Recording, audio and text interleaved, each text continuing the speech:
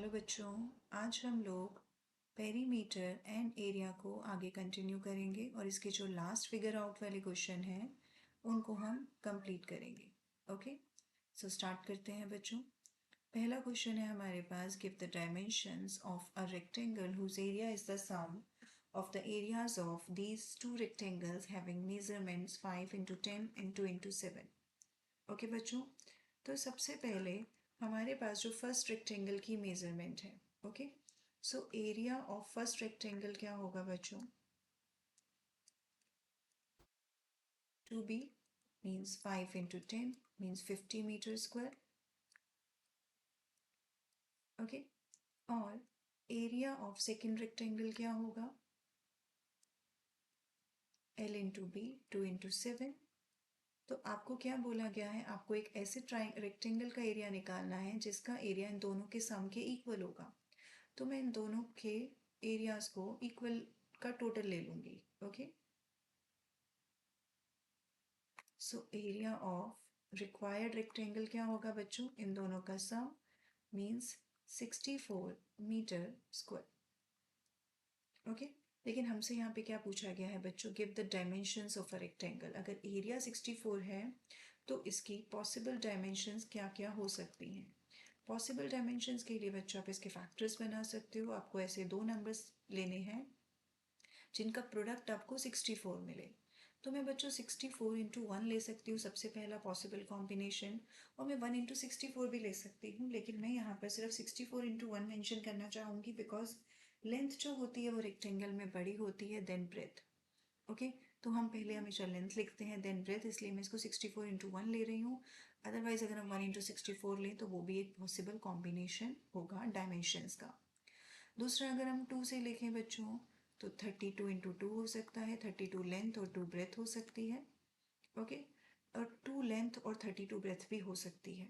Okay, now next ये 4 से divide होगा बच्चों, सो 4 इंटू 16। ओके, तो 4 लेंथ और 16 ब्रेथ और 16 लेंथ और 4 ब्रेथ भी हो सकती है। ओके, देन बच्चों ये 8 से जाएगा, 8 इंटू 8 64, सो 8 लेंथ और 8 विड्थ भी हो सकती है। तो ये इसकी पॉसिबल डायमेंशंस हो सकती हैं, लेकिन 8 इंटू 8 में बच्चों ये स्क्वायर बन जाएगा, इस बात का हमें ध्यान रखना है। 8 क्योंकि हमसे रेक्टेंगल पूछा है तो आई थिंक हम ये 3 पॉसिबल आंसर दे सकते हैं। ओके, नेक्स्ट करेंगे। The area of a rectangular garden that is 50 meter long is 1000 square meter. Find the width of the garden। तो हमें क्वेश्चन में बच्चों लॉन्ग मीन्स लेंथ दे रखी है, एरिया दे रखा है, आपको विड्थ निकालना है। तो सबसे पहले जो हमें फाइंड आउट करना है हम उसको लेट करेंगे। Let width of garden B metre. Okay, और लेंथ जिसको मैं ब्रैकेट में एल मेंशन कर रही हूँ। एल मेंशन करने से आप इसको पूरे क्वेश्चन में कहीं पर भी एल यूज़ कर सकते हैं। ओके, सो इससे हमारे लिए क्वेश्चन में लिखना इजी हो जाता है। लेंथ ऑफ गार्डन कितना है बच्चों? 50 मीटर लॉन्ग। और एरिया ऑफ गार्डन क्या है बच्चों? 1000 मीटर स्क्वायर। अब एरिया का फॉर्मूला क्या होता है बच्चों? L into B. तो हम यहाँ पे डायरेक्ट क्या लिख सकते हैं? L into B. जो जो वैल्यूज़ आपको दे रखी हैं वो आप डाल दो। आपको लेंथ दे रखा है 50, ब्रेथ हमें फाइंड आउट करना है, और ये है बच्चों 1000 एरिया। ओके, अब ये 50 जो है वो RHS में जाके डिवाइड हो जाएगा और आपको आपका ब्रेथ जो है वो मिल जाएगा, और ये है हमारे पास 20 मीटर। इसका मतलब बच्चों कि अगर लेंथ 50 है तो ब्रेथ 20 होगी और एरिया आपको क्या मिलेगा? 1000 मीटर स्क्वायर। ओके, नेक्स्ट करेंगे। The floor of a room is 5 metre long and 4 metre wide. Okay, तो हमारे पास बच्चों एक रूम है, ओके, जिसकी लेंथ और ब्रेथ हमें दे रखी है। ओके, लेंथ कितनी है? 5 मीटर, ब्रेथ कितनी है? 4 मीटर, और हमें एक स्क्वायर कारपेट दे रखा है। ओके, हमारे पास एक स्क्वायर कारपेट है जिसकी साइड्स हैं बच्चों 3 metre in length. It means ये 3 और ये 3। It is laid on the floor and find the area that is not carpeted. Okay, so just assume करते हैं हम कि हमने कुछ इस तरीके से उसको जो है वो ले किया होगा, बाकी कर तो किसी भी तरीके से सकते हैं बच्चों। ओके, सो एक बार मुझे इसको स्क्वायर की शेप देने दो। ओके, सो लाइक कुछ इस तरीके से हमने उसको जो है वो ऐसे ले किया है, और हमारा find the area that is not carpeted. That is not carpeted मतलब ये वाला जो एरिया होगा बच्चों, ओके, जहाँ पर कारपेट नहीं बिछा होगा वो वाला एरिया आपको फाइंड आउट करना है। ओके, तो हम क्या करें, हम पूरे रेक्टेंगल के एरिया में से अगर मैं ये स्क्वायर का एरिया माइनस कर दूँ तो ये वाला एरिया बचेगा बच्चों जहाँ पर ये कारपेट जो है वो एरिया को कवर नहीं कर रहा है। ओके, सो चलो अब हम डायमेंशंस लिखेंगे। सबसे पहले यहाँ पर हम यहाँ पर लिखेंगे बच्चों लेंथ ऑफ फ्लोर, और ब्रैकेट में मैं एल लिखने वाली हूँ ताकि मैं इसको हर जगह एल यूज़ कर सकूँ। विड्थ ऑफ फ्लोर जिसको मैं बी लेने वाली हूँ बच्चों 4 मीटर। तो फ्लोर का एरिया क्या आएगा बच्चों, L into B. Okay, it means 5 into 4 20 metre square. अब मुझे कारपेट का एरिया निकालना है। Okay, so side of a square carpet क्या है बच्चों,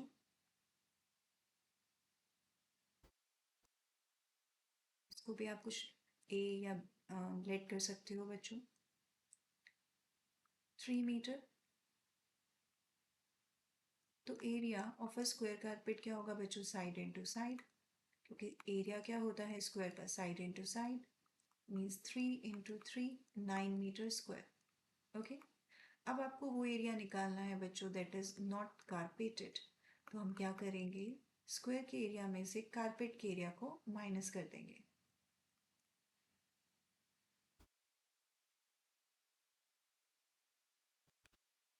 आप यहाँ पे क्या लिखोगे, area of floor minus area of square carpet. Okay, means 20 minus 9 11 metre square. Okay बच्चों, सो यह है इसका आंसर। एरिया को आप हमेशा स्क्वायर यूनिट में ही अपना आंसर देंगे। Okay, next, 4 flower beds having sides 2 meter long and 1 meter wide are dug at the 4 corners of a garden that is 15-meter long and 12-meter wide. Okay, how much area is now available for laying down a lawn? Okay, so एक lawn में बच्चों पहले हमारे पास, पहले हम इसको बनाते हैं गार्डन। ओके, ये हमारा गार्डन है बच्चों।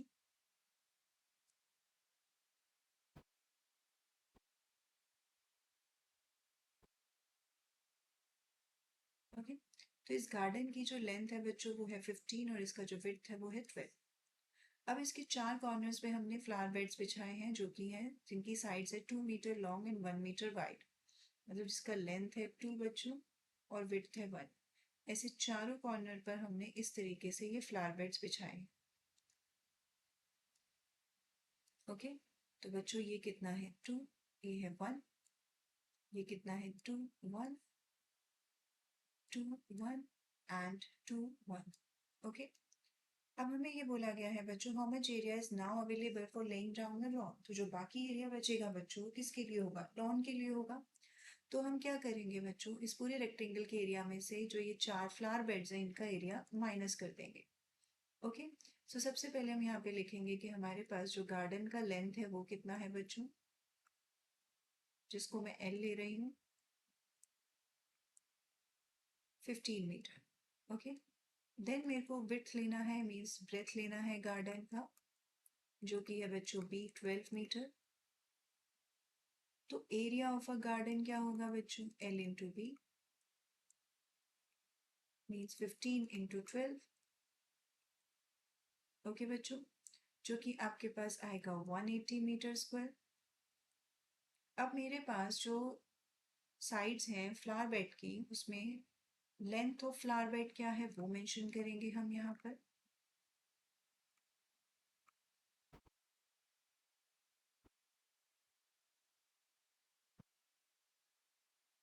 ओके, और width of flower bed, sorry बच्चों ये हमारा 2 है, मैंने गार्डन का ही लेंथ लिख दिया यहाँ पर।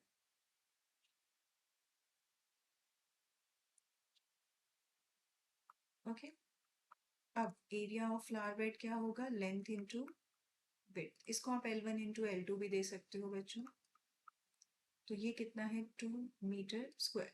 लेकिन ये एक फ्लावर बेड का एरिया है, हमारे पास कितने फ्लावर बेड्स हैं बच्चों? 4। तो 4 फ्लावर बेड्स का एरिया कितना होगा? 8 मीटर स्क्वायर। ओके, अब लॉन के लिए कितना एरिया बचेगा बच्चों? हम क्या करेंगे, रेक्टेंगल के एरिया में से 4 फ्लावर बेड्स का एरिया माइनस कर देंगे। It means 172 metre square area जो है वो लॉन के लिए बचेगा। ओके, अब हम आगे करेंगे बच्चों। Shape A has an area of 18 square unit. Shape B has an area of 20 square unit. Shape A has a longer perimeter than shape B. Draw two such shapes satisfying the given conditions. तो आपको इस question में ये बोला जा रहा है कि शेप ए का जो एरिया है वो 18 स्क्वायर यूनिट्स है, शेप बी का एरिया 20 है, लेकिन शेप ए का जो पेरीमीटर है वो शेप बी से ज़्यादा है, और ऐसी शेप जो है वो हमें ड्रॉ करके दिखानी है। तो मैंने ऑलरेडी ड्रॉ किया हुआ है बच्चों, मैं आपको दिखाती हूँ। तो देखो यहाँ पर ये है मेरा जो फर्स्ट है, ये है मेरा शेप ए। ओके बच्चों, और ये है मेरा शेप बी। अब सबसे पहले मैं आपको इसका एरिया चेक कराती हूँ, 18 स्क्वायर यूनिट्स। देखो 1 2 3 4 5 6 7 8 9। तो इधर बच्चों 9 है, ये भी 9 है, और ये कितना है बच्चों? 2। तो ये भी कितना है? 2। तो जब आप इसका एरिया निकालोगे बच्चों तो वो कितना आएगा? 9 इंटू 2 मीन्स 18, क्योंकि आपको पता है ये हर एक स्क्वायर जो है वो एक यूनिट का है। सो इसका एरिया आएगा बच्चों 18 स्क्वायर यूनिट्स। शेप बी का एरिया निकालें बच्चों। 1 2 3 4 5। तो ये 5 है बच्चों, तो ये भी 5 होगा। एंड 1 2 3 4, तो ये कितना है बच्चों? 4। तो ये भी कितना होगा? 4। ओके, तो इसका जो एरिया होगा बच्चों वो कितना होगा? 5 into 4। Okay, it means 20 square unit. Okay, अब हम बच्चों इसका पेरीमीटर चेक करेंगे कि क्या शेप ए का पेरीमीटर शेप बी के पेरीमीटर से ज़्यादा है। ओके, सो ये कितना होगा बच्चों इसका पेरीमीटर? क्योंकि ये रेक्टेंगल है तो 2 times L plus B means 2 times 9 plus 2। तो इसका पेरीमीटर कितना आएगा बच्चों? 22। और इसका पेरीमीटर चेक करें, 2 5 प्लस 4 मीन्स 18। ओके, सो आप देख सकते हो बच्चों कि जो शेप ए है उसका पेरीमीटर जो है वो इससे ज़्यादा है, क्योंकि मैंने उसको अरेंज ही ऐसे किया है। ओके, जबकि एरिया जो है वो सेकंड वाली शेप का ज़्यादा है। ओके, सो हमने ऐसी दो शेप्स जो हैं वो ड्रॉ कर दी हैं। ओके, नेक्स्ट करेंगे बच्चों। On a page in your book, draw a rectangular border that is 1 centimeter from top and bottom and 1.5 centimeter from the left and right. Okay? सो ये स्केल नहीं है बच्चों, ये बस मैंने ऐसे ही आपको दिखाने के लिए यहाँ पे किया है। हाँ, मैं यहाँ पे थोड़ा सा इसमें से ये चेंजेस कर सकती हूँ ताकि आपको ये अच्छे से दिखा सकूँ। ओके, अब ये सही है बच्चों। सो हमने क्या किया है, एक रेक्टेंगुलर बॉर्डर आपको बनाना है। ओके, जो कि किस पे बनाना है बच्चों? On a page in your book. Okay, आप अपनी बुक में बना सकते हैं। तो होना क्या चाहिए, वो कैसे बनाना है आपको? 1 centimetre from top and bottom. तो ये टॉप है बच्चों, ये स्केल नहीं है, ये सिर्फ मैं आपको दिखाने के लिए बता रही हूँ कि ये 1 सेंटीमीटर है और ये 1 सेंटीमीटर है। Okay, and from left and right बच्चों ये कितना होगा? 1.5, और ये भी कितना होगा? 1.5। अब आपको निकालना है पेरीमीटर ऑफ द बॉर्डर, तो ये काम आप खुद करोगे बच्चों। बॉर्डर ऑफ पेरीमीटर का मतलब है लाइक ए बी सी और डी। ओके, आपको इसका लेंथ निकालना है। ओके, सो हमने एक रेक्टेंगुलर बॉर्डर बनाया जो कि 1 सेंटीमीटर है from the top and bottom and 1.5 centimetre है from the left and right sides. Okay बच्चों, तो आपको इसकी लेंथ फाइंड आउट करनी है और इसका पेरीमीटर निकालना है, जो कि आप अपनी ही बुक में से खुद से इसको फाइंड आउट करोगे। तो आप अपनी नोटबुक में से बच्चों खुद से मेज़र करके आप इसको फाइंड आउट करने की कोशिश करना। ओके, सिर्फ आपको A B B C C D और डी ए का लेंथ निकालना है और उसको ऐड कर देना है। ओके, सो अब हम आगे करेंगे।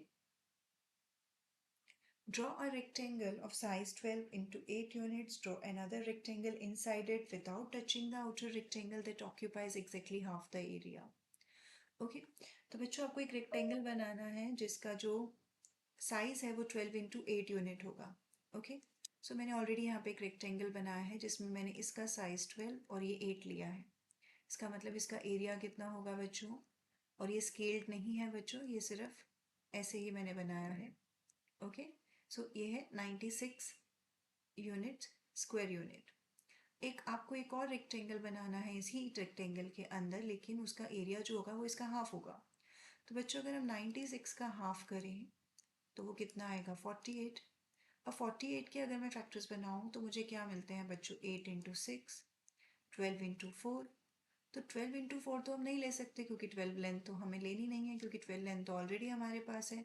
और रेक्टेंगल जो है वो क्या होना चाहिए, इसके अंदर बनना चाहिए और without touching the outer rectangle. तो ये कॉम्बिनेशन तो नहीं हो सकता बच्चों.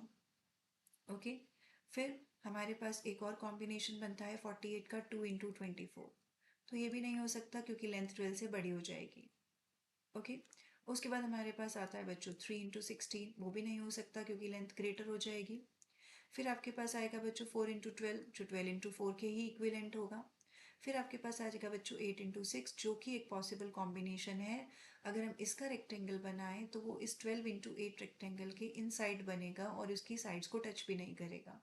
ओके तो ये मैंने एक रेक्टेंगल बनाया है बच्चों 8 इंटू 6 का, जिसमें ये इसकी 8 साइड होगी और ये 6, क्योंकि आप देख सकते हो यहाँ से और यहाँ से जो डिस्टेंस वो सेम है. तो इसका मतलब ये 2 और 2 यहाँ से हम हटा सकते हैं और यहाँ से भी हम हटा सकते हैं 1 और 1 का. ओके सो ये है बच्चों इसका आंसर. इस तरीके से आप इसको बनाओगे. ओके नेक्स्ट क्वेश्चन करेंगे बच्चों. A square piece of paper is folded in half. The square is then cut into two rectangles along the fold, and regardless of the size of the square, one of the following statement is always true. Which statement is true here? Okay. सो यहाँ पर आपको बोला गया है कि आपको एक square piece of paper लेना है, उसको फोल्ड करना है हाफ में. ओके लाइक जैसे मैंने ये एक स्क्वायर ले रखा है और अगर मैं इसको यहाँ से इस तरीके से ऐसे हाफ करके फोल्ड करूँ. ओके एंड देन मैं इसको दो दो रेक्टेंगल्स में डिवाइड कर दूंगी. तो वो दो रेक्टेंगल्स हैं मेरे पास ये बच्चों. ओके सो मैं कोई भी साइज लूँ स्क्वायर का, इन चारों में से एक जो स्टेटमेंट है वो हमेशा हर एक साइज के लिए ट्रू होगी. वो हमें बताना है कि वो कौन सी होगी. तो चलो बच्चों हम यहाँ पर इसको सॉल्व करते हैं. तो यहाँ पे मैं स्क्वायर ले रही हूँ, तो मैं यहाँ पे ले रही हूँ लेट्स से ये है 6 और ये भी है 6. ओके तो इसका एरिया क्या होगा बच्चों 36. ओके और इसका पेरीमीटर क्या होगा बच्चों 4 टाइम्स 6. ओके मैं यहाँ पे लिख देती हूँ बच्चों. इसका एरिया क्या होगा 6 into 6 means 36 square unit. Okay और इसका पेरीमीटर क्या होगा 4 टाइम्स 6 24. ओके अब ये इंफॉर्मेशन आ गई है. अब हम इसको सॉल्व करेंगे. पहला पार्ट है हमारे पास बच्चों the area of each rectangle is larger than the area of the square. Okay मतलब ये जो दो रेक्टेंगल है हमारे पास, इनका जो एरिया होगा ओके ईच रेक्टेंगल का एरिया वो स्क्वायर के एरिया से ज़्यादा होगा. क्या ये सिचुएशन ट्रू हो सकती है? पहली बात तो बच्चों अगर मैंने इसकी साइड्स को हाफ कर दिया है तो ये 3 होगा और ये 3 होगा. ओके क्योंकि अब ये रेक्टेंगल बन चुका है बच्चों, तो अब इसकी ये जो विड्थ है ये चेंज हो जाएगी. लेकिन ये तो 6 ही रहेगी ना, यहाँ पर भी 6 ही रहेगी, यहाँ पर भी 6 ही रहेगी. ओके तो इसका एरिया क्या होगा बच्चों 18 और इसका एरिया क्या होगा 80. तो आपको क्या बोला गया है बच्चों area of each rectangle is larger than the area of the square. वो तो पॉसिबल नहीं है बच्चों. 18 is not greater than 36. Okay now the perimeter of the square is greater than the perimeter of both the rectangles added together. Okay so बच्चों इसका perimeter क्या होगा यहाँ पे 6 + 3 9 इंटू 2 9 इंटू 2 18 ही होगा. ओके और इसका पेरीमीटर क्या होगा बच्चों 18. तो अब इन दोनों को अगर हम ऐड करें तो वो कितना आएगा बच्चों 36. हमें बोला गया है कि स्क्वायर का पेरीमीटर इससे ग्रेटर होगा, जो कि पॉसिबल ही नहीं है क्योंकि 24 इज लेस देन 36। तो बच्चों ये बी भी ट्रू नहीं होगा और ए भी ट्रू नहीं है। ओके, नेक्स्ट हमें बोला गया है the perimeter of both the rectangle added together is always 1.5 times the perimeter of a square. पहले बच्चों अगर मैं यहाँ पे 1.5 टाइम्स पेरीमीटर ऑफ स्क्वायर निकालूं, ओके, तो वो कितना होगा? 1.5 times perimeter of square means 24। तो ये कितना आएगा बच्चों? 3/2 इंटू 24। ओके, तो ये कितना आएगा? 2 टाइम्स 12, 24 मीन्स 36 आएगा। ओके, तो मुझे ये बोला गया है कि जब आप पेरीमीटर लेते हो दोनों रेक्टेंगल्स का और उसको ऐड कर देते हो, जो कि यहाँ पे 36 आएगा बच्चों, वो होगा 1.5 times the perimeter of the square. तो ये सिचुएशन तो ट्रू है बच्चों, क्योंकि जब हमने 1.5 टाइम्स निकाला स्क्वायर का, तो ये कितना आया हमारे पास? सेम 36। तो ये वाला जो है बच्चों ये सही है। फिर भी हम लास्ट चेक करेंगे। ओके, हमारे पास बोला गया है if the area of square is always 3 times as large as the areas of both rectangle added together. So area of square क्या है बच्चों? 36। ओके, क्या ये 3 times as large है as the areas of both rectangle added together? दोनों का area क्या है बच्चों? 18 + 18 36। 36 इंटू 3 करोगे बच्चों तो आप 108। तो ऑब्वियस है कि ये इससे ग्रेटर नहीं है। 36 108 से लेस होगा बच्चों, तो डी ऑप्शन भी नहीं होगा। इट मीन्स हमारे पास जो हमारा आंसर है वो है सी ऑप्शन। सिर्फ सी ऑप्शन जो है वो हर केस में ट्रू होगा regardless of the size of the square. आप कोई भी साइड लेके चेक करोगे तो आपको हमेशा सी ही ट्रू मिलेगा। ओके बच्चों, तो ये था लास्ट क्वेश्चन बच्चों, और इसी के साथ हमारा ये चैप्टर कंप्लीट होता है। नेक्स्ट वीडियो में हम नेक्स्ट चैप्टर के साथ मिलेंगे बच्चों। So thank you.